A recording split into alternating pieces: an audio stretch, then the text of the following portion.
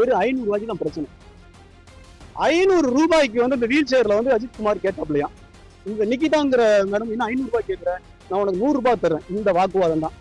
இந்த வாக்குவாதத்தின் அடிப்படையில அவன் மேல வந்து திட்டமிட்டு, அஜித்குமார் மேல வந்து திட்டமிட்டு அந்த 10 பவுன் நகையை காணோம் அப்படின்னு சொல்லி இன்ஃபுளுன்ஸ் பயன்படுத்துறாங்க. இந்த இன்ஃபுளுன்ஸ் பயன்படுத்துற ஒரு ஆள் செக்ரட்டரியேட்ல இருக்காங்க. இந்த செக்ரட்டரியில இருக்கிறவங்க யாருன்னா ஐஏஎஸ் ஒருத்தவங்க. இந்த இன்ஃபுளுன்ஸ் பயன்படுத்துற நபரை யாரு அப்படிங்கறதையும் சேர்த்து நீங்க சிடிஆர் போட்டு கொண்டு வாங்க. ஒரு நபர் இங்க தப்பிக்க கூடாது அப்படின்னு தான் விஷயமா. 500 ரூபாய்க்கு 500 ரூபாய் கேட்டதுனால இந்த வாக்குவாதம் அடிப்படையில 100 ரூபாய் கொடுத்து போயிருக்காங்க.